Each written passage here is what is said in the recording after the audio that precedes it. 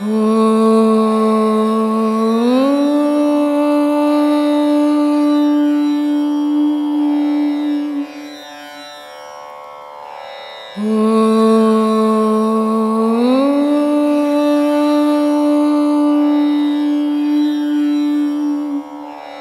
இடக்கலை பின்கலை சுழுமுனை அப்படின்னு சொல்கிறோங்க. சரி, இப்போ இதில் வந்து எந்த கலையை நம்ம வந்து பின்பற்றினா வந்து நம்மளுக்கு வந்து இறைவனுக்கு நெருங்கிறதுக்கு கொஞ்சம் இதுவாக இருக்கும் இல்லையா? நீ ஒரு கலையும் பின்பற்றக்கூடாது. இடைகலைன்றது என்ன, பிங்கலைன்றது என்ன அப்படின்னு முதல்ல நீ தெரிஞ்சுக்கணும். சூரியகலை சந்திரகலைன்னு பேர். ஆமாம். இது ஏன் சூரியகலை சந்திரகலை அக்னிகலை இந்த 3 கலைகள் இருக்குது அப்படின்னா, ஒன்று வந்து உடலுக்கு தேவையான உஷ்ணத்தை கொடுத்துங்குது. அந்த உஷ்ணத்தை சீராக கொண்டு போட்டு இன்னொன்று சந்திரகலை கொண்டு போகுது. அப்போது இது ரெண்டுமே இருந்தால் தான் உன் உடல் மிதமாக இருக்கும். நீ பிரபஞ்சத்தில் எல்லா வேலையும் செய்ய முடியும். இதில் இந்த கலை மாறுபட்டு போச்சுன்னு வச்சுக்கோ. சந்திரகலை மட்டும் பின்பற்றி நீ போனீன்னாக்கா அது உடல் குளிர்ச்சியை உண்டாக்கி உன்னை கவுத்துடும். வெறும் சூரியகலையை மட்டும் பின்பற்றி போனீங்கன்னா அது அளவு கடந்த உஷ்ணத்தை உண்டாக்கி கவுத்துடும். அதனால் இது ரெண்டுமே மிதமாகவே வேணும். மிதமாக இருந்ததுன்னா தான் அது நீ மனுஷனாக சீராக இருக்க முடியும். இது ரெண்டில் எது மாறுபடுறதோ, இப்போது சாதாரணமாக நல்லா இருப்பான் ஒரு ஆள், இன்றைக்கி பார்த்துட்டு போனீங்கன்னா நல்லா இருப்பான், நாளைக்கு பார்த்தீங்கன்னா உடம்பு சரியில்லைங்க ஜுரங்க அப்படின்னுவான். இந்த ஜுரம் ஏன் வந்தது அப்படின்னா, இந்த சந்திரகலை அதிகமாக ஓடி சீத்தளத்தை உண்டாக்கிட்டு இருக்கும். அதனால் அவனுக்கு ஜுரம் வந்துட்டுருக்கும்.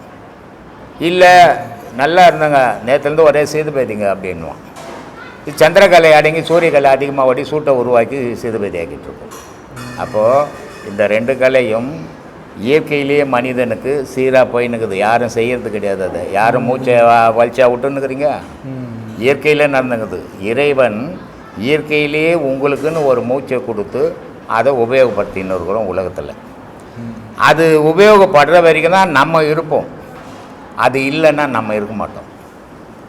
அப்போது நம்ம கடவுளே அந்த சூரியகலை சந்திரகலை அக்னிகலை தான். மீதெல்லாம் அப்புறம் கதை. முதல்ல நீ உனக்குள்ள கடவுள் இருக்குது, உனக்குள்ள கடவுள் இருக்குதுன்னு நான் சொல்லின்னு இருக்கிறேன்.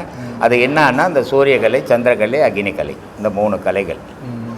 இப்போது காளி நீலி திரிசூலி அப்படின்னு அம்பாளுக்கு ஒரு பேர் உண்டு.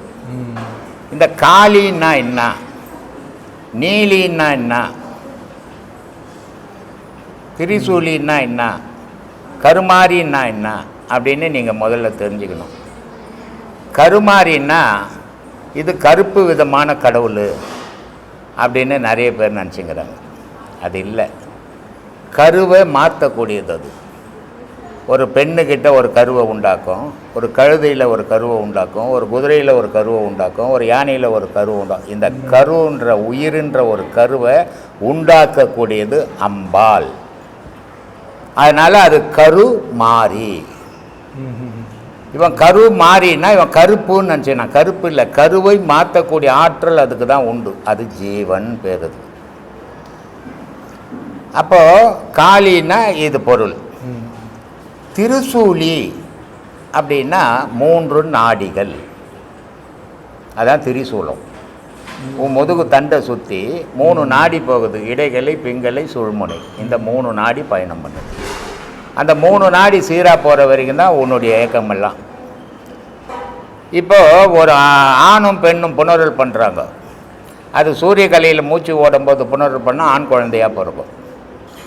சந்திரகலையில் புணர்வு பண்ண மூச்சு ஓடும்போது புணர்வு பண்ணால் பெண் குழந்தையாக பிறக்கும். இது யாரும் எதிர்பார்த்து இந்த கலையில் ஓணும் அந்த கலையில் ஓணும்னு பார்க்கறதில்ல, தற்செயலாக நடக்கிற விஷயங்கள் இதெல்லாம். ஆனால் மூச்சு தான் பிறப்பை நிர்ணயம் பண்ணுது, ஆனா பெண்ணான்றதை நீ நிர்ணயம் பண்ணிக்க முடியாது. மனுஷன் நிர்ணயம் பண்ணுறதா இருந்ததுன்னா எவனுக்கும் எத்தனை ஓணுமோ அத்தனை விதமாக எண்ணி எடுத்துப்பான். ஆனால் அது எண்ணி எடுத்துக்கிறது இல்லை, இயற்கையாக நடக்கிறது. அந்த இயற்கையாக நடத்துறது எதிரானா இந்த சூரியகலை சந்திரகலை. அப்போது திரிசூலின்னா 3 நாடிகள். நீலி அப்படின்னா அது என்ன, நீலி கெட்டி பொருளும் கிடையாது, தண்ணி பொருளும் கிடையாது. இப்போது ஒரு சாதம் வடிச்சிங்கன்னா, நைட்டு சாதம் வடிச்சிட்டு காலையில் எடுத்திங்கன்னா வடிக்கும்போது தண்ணியாக வடிச்சிருப்பீங்க, காலையில் எடுத்திங்கன்னா இழுன்னு இருக்கும். அது தண்ணியாகவும் இருக்காது, கெட்டியாகவும் கல் மாதிரியும் ஆகிருக்காது. இந்த விந்துனுடைய நிலை நீலி. அது தண்ணியாகவும் இருக்காது, கெட்டியாகவும் இருக்காது. அந்த கஞ்சி தண்ணியினுடைய நிறம் என்னவோ அதுதான் விந்துனுடைய நிறம். விந்துனுடைய நிறம் என்னவோ அதுதான் ஆகாயத்தினுடைய நிறம். அப்போது இந்த 3 செயலை வச்சு தான் நடக்குது. இந்த 2 கலை, சந்திரக்கலை, சூரியக்கலை, இது 2லேயும் மூச்சு ஓடாத போது அக்னி கலையில் மூச்சு ஓடிடுச்சுன்னா 4 குழந்தை நல்ல குழந்தை பிறந்திருக்கும், ஒரு குழந்தை அழியாக பிறந்துட்டுருக்கும். அதனால் நீ இந்த மூச்சை பிடிச்சின்னு போடலாமா, அந்த மூச்சை பிடிச்சின்னு போடலாமான்னு கூடாது. உன் எண்ணம் எதுவோ அதில் போய்டும். அந்த மூச்சு அதில் எத்தனை போய் விட்டுடும் ஒன்று. நீ மூச்சையை மாற்றிட முடியாது. எவனாவது மூச்சை மாத்திரன்னா, எனக்கு 50 நிமிஷம் இடது கையில் போட்டேன், 50 நிமிஷம் இடது கையில் போட்டேன், நான் மாத்திரான். அதுவே மாறிக்கின்னு வேலை செய்துன்னுக்குது. இதுதான் இறைவனுடைய செயல். நான் செய்கிறேன் எவனும் செய்ய முடியாது. அது நின்று போச்சுன்னா இவன் இருக்க மாட்டான் இல்லையா? நாத்திகனாக இருந்தாலும் ஆத்திகனாக இருந்தாலும் அது இருக்கிற வரைக்கும் தான் இருப்பான். நான் நாத்திகன் இதெல்லாம் கடவுள்லாம் கிடையாதுன்னா, இந்த உள்ள இருக்கிற கடவுள் வெளியே போனார்னா இவர் நாத்திகன் இல்லை, ஆத்திகன் இல்லை, பூமியிலே இல்லை, அட்ரஸே அது போயிடுவார். அதனால் இதில் அதெல்லாம் கிடையாது. உன்னை இயக்கிறது கடவுள். அதனால தான் நான் சொல்லியிருப்பேன், இல்லாத ஒன்று இருந்து கொண்டு ஏங்கி கொண்டு இயக்குவது எதுவோ அதுவே கடவுள். கடவுளை நீ பார்த்தியா, கடவுளை நீ காட்ட முடியுமா? இதெல்லாம் வீண் வாதம், விதண்டாவாதங்கள். இது அறியாதவன் பேசுகிற விஷயம். உன் மூச்சை நீ காட்டிட்டு பார்க்கலாம், நான் கடவுளை காட்டுறேன். உன் மூச்சு என் மூச்சு தாங்கன்னு எடுத்து காட்டு, நான் கடவுள் எதுன்னு நான் காட்டுறேன். முடியுமா? முடியாது. உனக்குள்ளே இருக்கிற மூச்சு உன்னால் காட்ட முடியாது. உலகத்தில் இருக்கிற கடவுளை எவனால் காட்ட முடியுமா? உணரக்கூடிய பொருள் அது, காட்டக்கூடிய பொம்மை இல்லை அது. அதனால் கடவுள்ன்றதை உணரணுமே தவிர அடுத்தவனை காட்டுற பொருள் கிடையாது. அதே மாதிரி உன் மூச்சு இருக்குதுன்றது நீ உணர முடியுமே தவிர தப்பார் என் மூச்சின்னு கையில் எடுத்து காட்ட முடியாது. உன் மூச்சையே காட்ட முடியாத போது கடவுளை காட்ட முடியுமா? விதண்டாவாதத்துக்கு வாதம் பண்ணுவாங்க, நான் அறிவாளி அப்படின்ட்டு. அறிவாளி இல்லை, இப்படி பண்ணுறான் அவன் முட்டாளுன்னு அர்த்தம். அவனுக்கு உண்மை விளங்கலைன்னு அர்த்தம். ஏன்னா அவன் உண்மை விளங்கி போச்சுன்னா இப்படி பேச மாட்டான் முதல்ல. அதனால் கடவுள்ன்றது ஒன்று இல்லை உலகத்தில்னா, உயிரினம்ன்றது ஒன்று இல்லை. அது இருக்கிற வரைக்கும் தான் இவன். இப்போ உலகம் மாறி போச்சுங்க. உலகம்ன்றது எது உலகம்? இந்த பூமி, இந்த நிலம், காற்று எல்லாம் சேர்ந்தது தான் இந்த 5 பஞ்சபூதங்களோட. அது இயற்கையை பார்த்து உலகம்ன்றது எது? உலகன்றது இந்த ஜனங்கள், மக்கள், மனிதன் தான்ப்பா உலகம். மனிதன் தான் உலகம். மனிதன் ஒன்று இல்லைன்னா உலகம்னு ஒன்று கிடையாது. இது ஒரு கோள். இது பூமின்றது ஒரு கோள். எப்படி சந்திரன், சூரியன், வெள்ளி இதெல்லாம் இருக்குதோ, கோள்களாக இருக்குதோ, அது மாதிரி பூமின்றது ஒரு கோள் தான். ஆனால் உலகம்ன்றது யாருன்னா மனிதன் தான். உலகம் மாறி போச்சுன்னு மனுஷனுடைய செயல் மாறி போச்சுன்னு அர்த்தம். உலகம் எப்பவுமே மாறல. வெயிலாக தான் இருக்கும், பூமியாக தான் இருக்கும், மழையாக தான் இருக்கும். ஆனால் உலகம் மாறி போச்சுன்னு பேசுவோம். உலகம் மாறினதே கிடையாது, மாறவும் மாற. உலகம் மாறிச்சுன்னா இவன் இருக்க மாட்டான், இவன் மாறிக்கின்னு வரான். அதனால் உலகம்ன்றதே இவன் தான். அதனால் உங்களுக்கு இருக்க வேண்டிய எண்ணம் என்ன? நான் கடவுளை அடையணும். கடவுள்ன்றது யார், நான்ன்றது யார்? அதனால தான் நான் சொல்லுவேன், கடவுள்ன்றதை பற்றி தேடாதீங்க, முதல்ல உங்களை தேடுங்க. நீங்கள் யாருன்னு தெரிஞ்சுக்கங்க, அப்புறம் கடவுள் யாருன்னு தெரியும்ன்றது. அதனால் சூரிய கலியா, சந்திர கலியா இதெல்லாம் வேணாம். இப்போ ஒரு கல்யாணத்துக்கு போனால் அட்சதை போடுவான். 16 பெற்று பெருவாழ் வாழு. மகான்கள் சொன்னான் 16 கலைடா. நான் சந்திரக்கலை, அது இறப்பு பிறப்பு இல்லாத கலை. அது இப்போ என்றும் 16 மார்கண்டன் கேள்விப்பட்டிருப்பில்ல? மார்கண்டன் என்றும் 16னா இப்போ அவர் எப்பவுமே இருக்கணும், அவருக்கு மரணமே கிடையாது தானே. இப்போ எங்கே போனார்? அவர் இருக்கிறாரா? இல்லை. அப்போ என்றும் 16ன்றது எது? யோசிக்கணும். இதை சொன்னால் புரியாதுன்னு ஒரு அடையாளத்தை காட்டினான். இவன் பேர் மார்கண்டன், இவன் அப்பா அம்மா சிவங்கிட்ட வரம் வாங்கினாங்க, அவன் செத்தா 16 வயசில் அவனுக்கு சாவு வந்துடும்ன்ட்டு அவர் ஏன் எப்படி எனக்கு சாவு வரும், நான் கடவுளை போய் கேட்கறேன், கடவுளை பிடிச்சிக்கினாரு. யமன் வந்தார், பாசக்கயிறை போட்டார், அது சிவகயத்துலேயே மாட்டிக்கிச்சு. அப்போ சிவபெருமான் கோவப்பட்டு யமனை எட்டு வச்சார், யமன் செத்து போட்டான். இப்படியெல்லாம் ஒரு கதைகள் இருக்கும். இதெல்லாம் எதுக்குன்னா உனக்குள்ளே இருக்கிறான் மார்கண்டன். 16 கலை எப்போ உன் சுழுமுனையில் நின்று போயிடுச்சோ உனக்கு உலகம் தெரியாது. அது வாசின்னு பேர். அதுக்கு அந்த வாசியாக இருக்கும்போது அது சிவமாக இருக்குது. சிவமாக இருக்கும்போது அதுக்கு மரணம் கிடையாது. அப்போ மரணம் எப்போ இல்லாத பொருளோ அதுக்கு பிறப்புன்றது ஒன்று கிடையாது. இது எப்படிப்பட்ட வாழ்வுனா பெரும் வாழ்வு.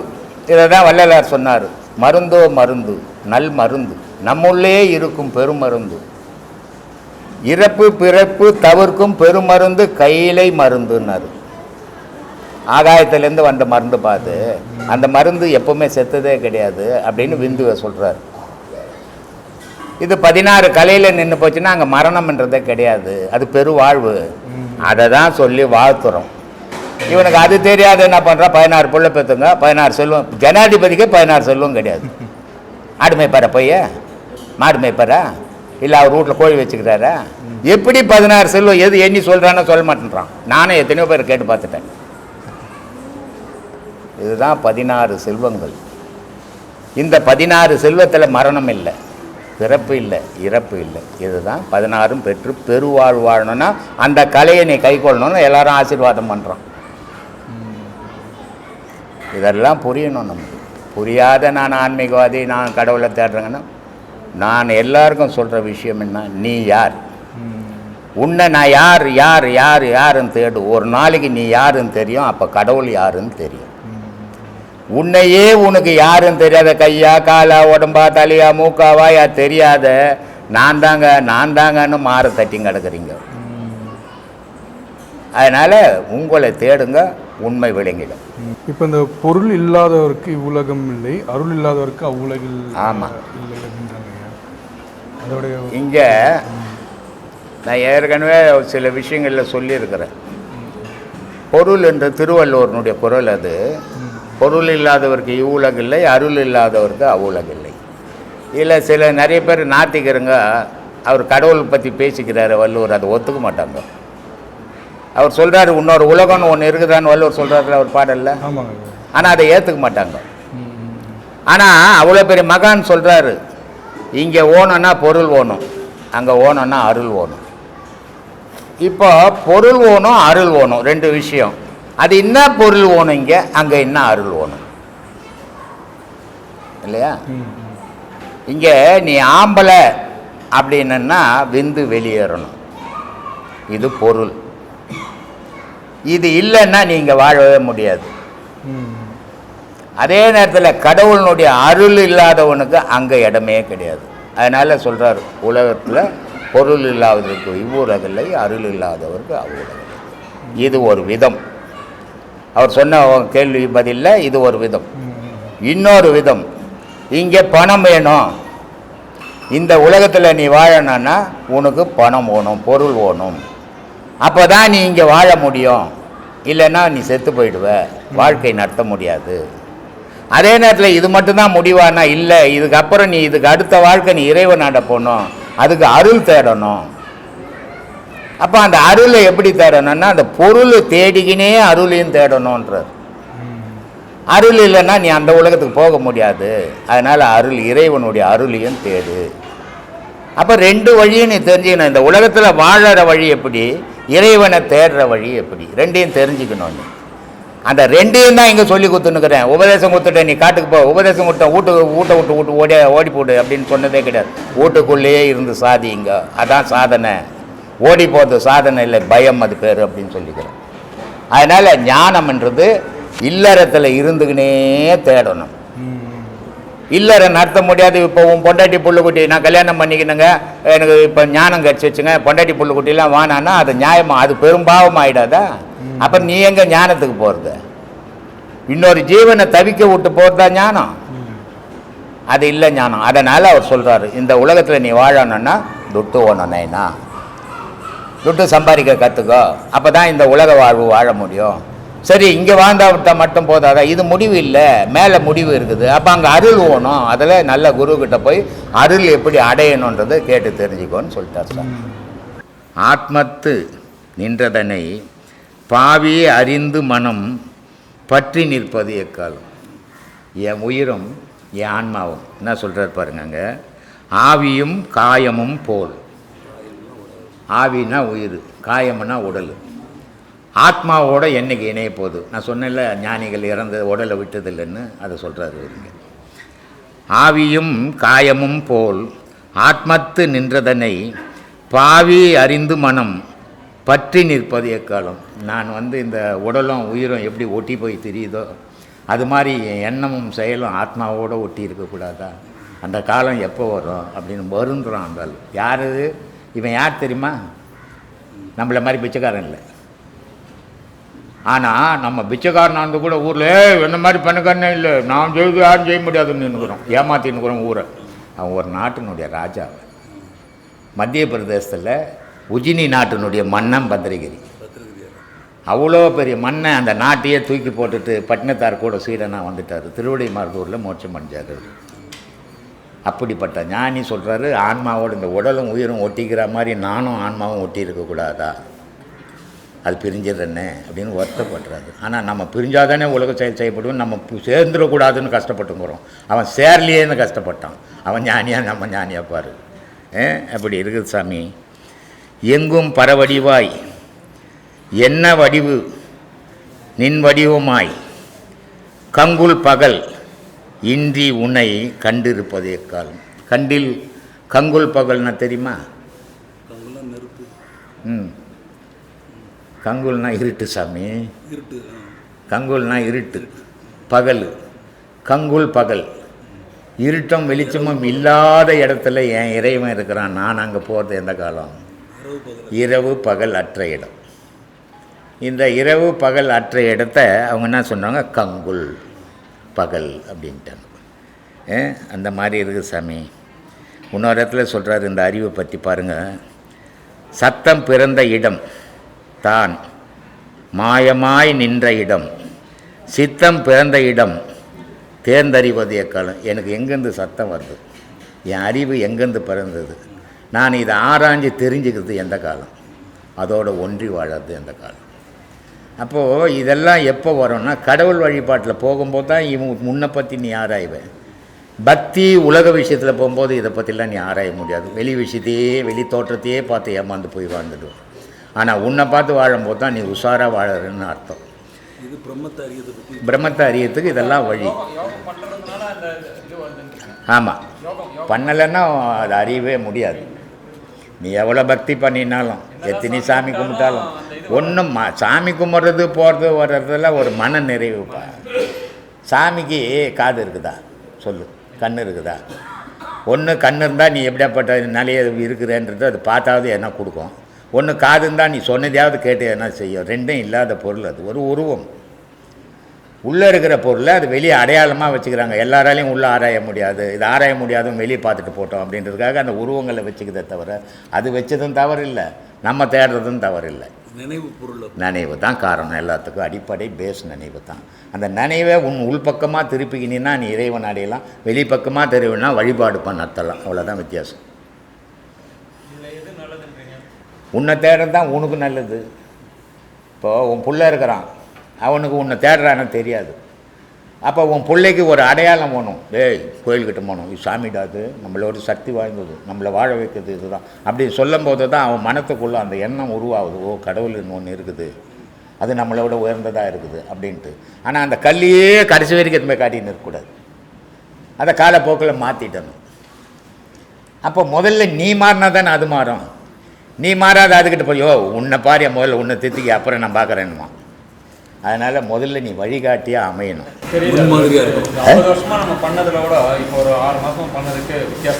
நிறைய வித்தியாசம் தெரியும்பா. இந்த பாடம் பண்ணினா வித்தியாசம் மட்டும் இல்லை, நீ மாறுறது தெரியும், உன் மனம் மாறுறது தெரியும், வெளி விஷயம் மாறுறது தெரியும், எல்லாமே உணருவீங்க இதில்.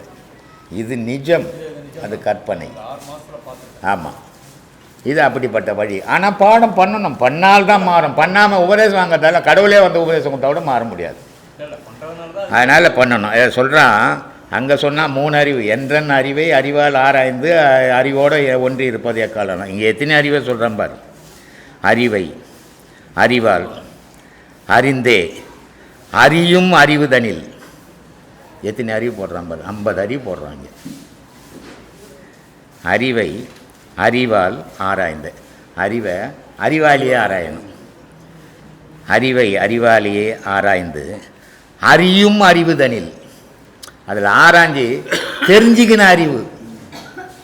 ஒரு அறிவை அறிவாளியே ஆராய்ஞ்சு அந்த அறிவிலேயே தெரிஞ்சுக்கிது எது. அதனால் சொல்கிறான், அறிவை அறிவால் அறிந்தே அறியும் அறிவுதனில் பிரிவுபடாமல் பிரிவுபடா நில்லாமல் பிடித்திருப்பது எக்காலம். அந்த அறிவை அறிவாளியை ஆராய்ஞ்சி அந்த அறிவை பற்றி தெரிஞ்சுக்கின்னு அந்த அறிவிலேருந்து நான் பிரிவுபடக்கூடாது, படாமல் அதோட ஒன்றியே வாழணும் சாமி. அப்போது அறிவுன்னா கடவுள்னு அர்த்தம். அறிவுன்னா கடவுள்னு அர்த்தம். அந்த கடவுள்லேருந்து நான் பிரிஞ்சிடவே கூடாது சாமி. அறிவு 2 அறிவு வந்து காலையில் சொன்னல, சிற்றறிவு பேரறிவுன்ட்டு. அந்த பேரறிவு கடவுள். அந்த கடவுளோடு ஒன்றி நம்ம வாழணும். அதுதான் வாழ்க்கையினுடைய நிறைவாழ்வு. மீதெல்லாம் குறைவாழ்வு தான். இவன் சொல்லுவான், நான் எல்லாம் வாழ்ந்தங்க, ஒரு வாழ்வு வாழல, பாவனி தெரியாத உளறினுக்கிறேன்னு தெரிஞ்சுன்னு போகினே பண்ணோம். அந்த மாதிரி அவ்வளோ விஷயங்களை ஞானிகள் நமக்கு சொல்லிட்டு போய்க்கிறான் சாமி. இதெல்லாம் தெரியாமல் என்ன பண்ணுறது? ஏன் சாமி, இந்த நம்ம உயிரினங்கள் எங்கிருந்து வந்தது, எப்படி வந்தது, எதுவாக வந்தது அப்படின்னு சொல்கிறோம். யார் சும்மா சொல்கிறேன்? இந்த ராத்திரியில் வீட்டுங்களாண்டு வந்தம்மா காசிக்கு போனாலும் மகப்பே கருமந்தா கொஞ்சம் சோறுபடுமா அப்படின்ற மாதிரி தெரியும். அப்படி மாதிரி தெரியும். பெரிய மக்கள் அகப்பை செத்து சொல்கிறான், நஞ்சுண்ண வேண்டாவே அகப்பே நாயகன் தாழ் பெறவை. இதுக்கு என்ன பொருள் புரியுதா? ஏதாவது பொருள் புரியுதா? நஞ்சுன்னா என்னது? விஷம். நீ கடவுள் அடையத்துக்கு ஒன்று விஷம் சாப்பிட வேண்டியது இல்லைடாப்பா. உன் மனசை செலுத்து, நீ நவீன கடவுளை அடையலாண்டா அப்படின்றதுக்காக சொல்கிறான். நஞ்சுண்ண வேண்டாவே அகப்பே நாயகன் தாழ் பெறவை. நீ கடவுளுக்கு பாதத்தை பிடிக்கிறதுக்கு ஒன்று விஷம் சாப்பிடுவானாடா, மனசை செலுத்துன்னா அதை பிடிச்சிக்கலான்டான்றான். அவ்வளோ கஷ்டம் இல்லைங்கிற மாதிரி. கஷ்டம் கிடையாது, ஆனால் நீ கஷ்டமாக நினச்சிட்டின்னா அது கஷ்டமாகவே ஆகிடும் அப்படின்றான். அதனால் சொல்கிறான், நஞ்சுண்ட வேண்டாவே அகப்பே நாயகன் தாழ் பெறவே. நெஞ்சி மலை, ஐயோ என்னால் முடியாதுப்பான்னு சொல்லாத. நெஞ்சி மலையாதே நஞ்சுண்ண வேண்டாவே அகப்பே நாயகன் தாழ் பெறவே. நெஞ்சி மலையாதே அகப்பே, நீ ஒன்றும் சொல்லாத, சொன்னதை மட்டும் செய். நீ வந்து குறுக்க என்கிட்ட பேசி நீ ஒன்றும் எனக்கு அறிவுரை சொல்ல வேண்டாம். எனக்கு தெரிஞ்சு தான் உனக்கு சொல்லிங்கிறேன். நீ இப்படி முடியுமா அப்படி முடியுமான்னு கேள்வியெல்லாம் கேட்காது. முடியும். நீ மனசை வச்சா முடியாது ஒன்றும் இல்லை, முடியும். நெஞ்சி மலையாது, முடியுமான்னு நினைக்காத, சாதாரண விஷயம் பாரு. அதனால் சொல்கிறான், நெஞ்சி மலையாதே அகப்பே, நீ ஒன்றும் சொல்லாதே. பராபரம் ஆனதடி அகப்பே, பறவையாய் வந்ததடி. பராபரம்னா ஆகாயம் ஆனதடி. அங்கிருந்து இங்கே என்ன வந்தது? பறவை மாதிரி வந்துதான். என்ன வந்தது? விந்து வந்துதான். என்ன வந்தது? விந்து. இங்கே உருவாகிக்கிற செடி கொடி மரம் கோழி கொக்கு நாய் நரி மனுஷன் கிஞ்சம் எல்லாம் எங்கேருந்துடா வந்தனா? அங்கேருந்து வந்தடா. எப்படிடா வந்தனா? பறவை மாதிரி வந்தடா அப்படின்றான். பராபரம் ஆனதடி அகப்பை, பறவையாய் வந்ததடி. தராதலம் எழுபூவியும் தானே படைத்தடி. எல்லாமே அந்த வானம் படைச்சது தாண்டா. பூமி எதையும் படைக்கலை, வேறு கிரகங்கள் எதுவும் படைக்கலை. எல்லாமே அந்த ஆகாயம் படைத்து உன்னை ஏக்கத்துக்கு வச்சுக்குதுங்க. அதனால் சொல்கிறான், தராதலம் எழுபூவியும் அகப்பே தானே படைத்தது. அவனே படைச்சதுராது, நீ ஒன்றும் படைக்க முடியாதுடா இந்த உலகத்தில். எல்லாம் அவன் படைச்சதான் இங்கே நடந்துக்கின்னு இருக்குது அப்படின்றான். நாத வேதமடி நல்நடனம் கண்டாயோ. சத்தம்னு ஒன்று இல்லைன்னு சொன்னாக்கா நீன்றது ஒன்று இல்லை, கடவுள்ன்றதும் ஒன்றும் இல்லைடா. நாதம் தாண்டா இந்த உலகத்தையும் வாழ வச்சுன்னுக்குது, உன்னையும் வாழ வச்சுக்குது. உன்னை விட்டு நாதம் வெளியே போனால் உன் பேரே வேறடா.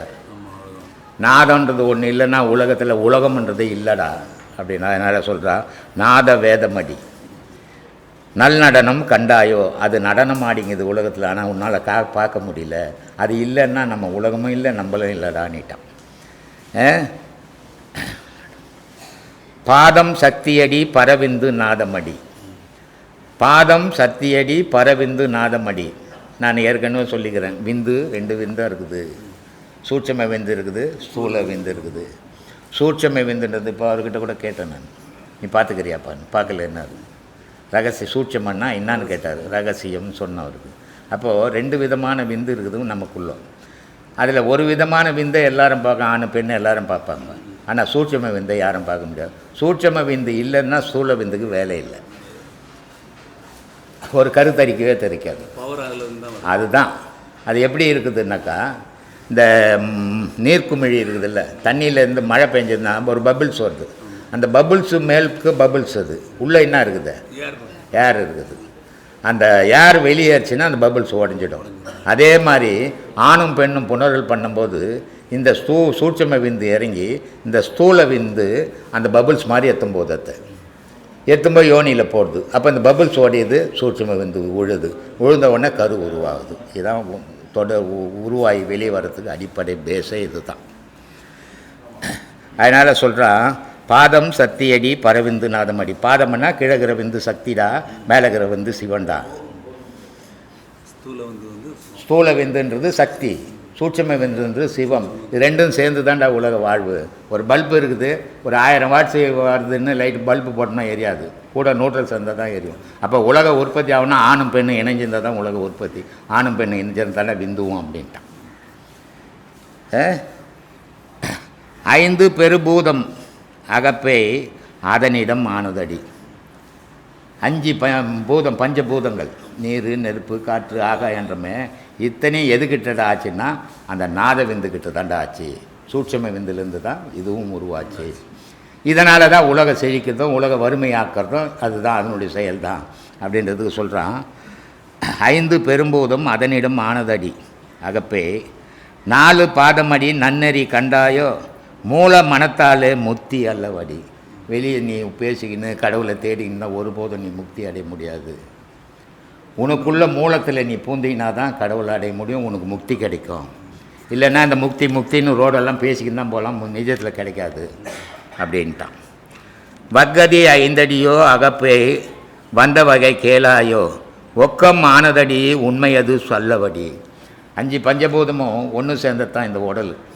ஆனால் இது உண்மையானா இல்லை, பொய்யான உடலாக இருக்குது இல்லையா? இந்த உடலில் நீர் இல்லைன்னா செத்து போய்டும், சூடு இல்லைன்னா செத்து போய்டும், காற்று இல்லைன்னா செத்து போய்டும். இது ஒன்றோட ஒன்று சேர்ந்து தான் வேலை செய்துங்குது. ஆனால் இது நிஜமான பொருள்னா இல்லை, பொய் பொருள்றான்ட்டான் இந்த உடம்பு. பாடங்கள் எல்லாருக்கும் ஒரே பாடங்கள் தான் கொடுக்குறோம். ஆனால் அதுலேருந்து வரக்கூடிய வெளித்தன்மை, வெளிப்பாடு, அவுட்புட்டு ஒரே மாதிரி வருமானா? ஒரே மாதிரி வராது. ஏன் சாமி வராது? வந்தா என்ன? ஒரு அம்மாவும் ஒரு அப்பாவும் சேர்ந்து ஒரு குழந்தைய பெற்றுக்கிறாங்க. அப்பா மாதிரியே குழந்தை பிறகுதா? இல்லை அம்மா மாதிரியே குழந்தை பிறகுதா? அவங்க 2 பேரும் இல்லைன்னா அந்த குழந்தை பிறந்திருக்குமா? இல்லை. அப்போ அவங்க தான் அதுக்கு சாட்சி. அப்போ அவங்கள மாதிரியெல்லாம் வந்திருக்கணும், வரலையே. வேறு யாரோ மாதிரியே வர்றதுக்கு காரணம் என்ன? உள்ளே வந்திருக்கிற பொருள் வேற ஒரு பொருள். அந்த மாதிரி ஒவ்வொருத்தருக்கும் மனதளவுலையும் உடல் அளவுலையும் பக்குவன்றது ஒவ்வொருத்தரும் தனித்தனியாக இருக்கும். இந்த டிஃப்ரெண்ட் ஒவ்வொருத்தருக்கும் இருக்கும். அப்போது பாடம்ன்றதோ எல்லாருக்கும் ஒரே மாதிரி கொடுத்தாலும் அனுபவங்கள்ன்றது ஒவ்வொருத்தருக்கும் வித்தியாசப்படும். அதனால் உங்களுக்குள்ளே நீங்கள் ஷேர் பண்ணிக்கவே கூடாது. ஷேர் பண்ணிங்கன்னா அது உங்களுக்கு தொந்தரவாக தான் மாறும். உங்கள் முன்னேற்றத்துக்கு அது எந்த வகையிலையும் உதவ போகிறதே கிடையாது. அப்போ பாடம் வாங்கின எல்லாரும் குருவங்கிட்ட கேட்டு சந்தேகத்தை தெளிஞ்சிங்கன்னா அடுத்தடுத்து நம்ம போய்கிட்டே இருக்கலாம். சரிங்களா? அப்போ இந்த காமத்தை நம்மளால் விடவே முடியாது. வயசான காலத்தில் கூட அது தொடர்ந்து வரும். இதைத்தான் எல்லாம் பட்டினத்தார் முதற்கொண்டு எல்லாரும் பெண்களை திட்டினதுக்கு காரணமே அவங்கள திட்டினதுக்காக இல்லை. இந்த பாழா போன இந்த ஜென்மத்துக்கு அந்த காமம்ன்ற உணர்ச்சி வரவே கூடாது. இந்த உடம்புன்றது நாரும் குழி, ஊத்தை சடலம், உப்பிட்ட பாண்டம் அப்படின்னு இறைவன் இருக்கக்கூடிய இந்த உடம்பையே அப்படி சொன்னாங்கன்னா காரணம் என்னன்னா, இந்த உடலை நீ நினச்சிட்டேன்னா எந்தன்ற பற்றும் உனக்கு வந்துடும். ஒரு குழந்தை அழகாக வளருது. அம்மா என்ன பண்ணுவாங்க? நல்லா எண்ணெய் வச்சு படியே தலை வருவாங்க. எது வரைக்கும் படியே தலை வருவாங்க? அந்த குழந்தைக்கு ஒரு புத்தி வரும். எப்படி வரனாலும் கம்முன்னு போன குழந்தை ஒரு அடியம்மா இந்த மாதிரிலாம் வராதம்மா அப்படின்னு என்ன பண்ணுவான்? அவன் கொஞ்சம் சேஷ்டியை பண்ணுவான். அப்போயே பையன் வயசுக்கு வந்துட்டான், தயாராகிட்டான், பிரச்சனைக்கு தயாராகிட்டான்னு நினச்சிக்க வேண்டியது தான். அப்போது எதை சொன்னாலும் கேட்டு இந்த ஒரு குழந்தை இனிமேல் தனக்கு நான் இப்படி தான் இருப்பேன் அப்படின்னு அவன் யாருமே சொல்லலை, அவனாகவே எடுத்துக்கிறான். அப்போ அவனுக்குன்னு தனியாக செயல்படக்கூடிய அந்த சிந்தனைன்றது தானாகவே உதயமாகுது. புரியுதுங்களா? அப்போது வாழ்க்கையில் ஒருத்தருக்கும் ஒரு பக்குவம் வரும். அந்த குழந்தைக்கு அம்மா எதை செஞ்சாலும் ஏற்றுக்கணும் ஒரு குழந்தை. அதுக்குன்னு ஒரு புரிதல் வந்தவனே நான் இப்படி தான் இருப்பேன்னு போனது இப்படின்னு எதுக்கு காரணம்? உடல் அளவுலையும் மனதளவுலையும் அவன் மாற்றத்தை உள்முகமாக அவனை எதிர்கொள்கிறான், அதை அவன் வெளிப்படுத்துகிறான். அந்த மாதிரி நமக்கும் மாற்றங்கள் வந்தே தீரும். அந்த மாற்றங்களை நீங்கள் தொடர்ந்து அதை சொல்லும்போது அதை கைட் பண்ணிக்கினே அதை சரி பண்ணிக்கினே நாம் கடந்து போகணும்னா ஆன்மீக பாதை கரடு முரடாக இருக்காது, ரொம்பவே இலகுவாகவே இருக்கும். ஏன்னா அதுக்கான முயற்சிகள் நாங்கள் தொடர்ந்து எடுத்துக்கிட்டே இருக்கிறோம். அதுக்கான நீங்கள் இப்போவே வாரம் நிறைய பேர் கிட்டத்தட்ட ஒரு 50 பேர் வாரம் ஞாயிற்றுக்கிழமை ஒரு 50 பேராச்சும் வந்து கலந்துக்கிறாங்க. அப்போ வாரம் ஒரு 50 பேரோட சந்தேகங்கள் அங்கே நிவர்த்தி ஆகும்போது எங்களுக்கும் ஒரு சந்தோஷம். நீங்கள் பாடம் நல்லா பண்ணிங்கன்னா நீங்கள் சந்தோஷப்படுறீங்களோ இல்லையோ, முதல்ல சந்தோஷப்படுறதே நாங்கள் தான். அந்த திருப்தி எங்களுக்கு வந்ததுன்னா அதோட பெரிய சந்தோஷம் வேறு ஒன்றுமே இல்லை. நீங்கள் கொடுக்குற காசுனால இங்கே சந்தோஷம் வர போகிறதில்ல. ஆனால் இங்கே பாடம் வாங்கின எல்லாரும் தெளிவாக ஆயிட்டாங்க அப்படின்னாலே அதோட ஒரு திருப்தி எங்களுக்கு வேறு ஒன்றுமே கிடையாது. அப்போது பாடம்லாம் நல்லா பண்ணுறேன் சாமி, ஆனால் மனம் மட்டும் நிற்கவே மாட்டேங்குது, ஏன் சாமின்னு கேட்குறாங்க. எல்லாரும் மூச்சு பயிற்சி பண்ணுறோம், மூச்சு பயிற்சி தானே பண்ணுறோம், மனம் ஏன் நிற்கலைன்ற கேள்விகள் வரும். அப்போது பண்ணக்கூடிய பயிற்சிகள் நாம் கரெக்டாக பண்ணுறோமா?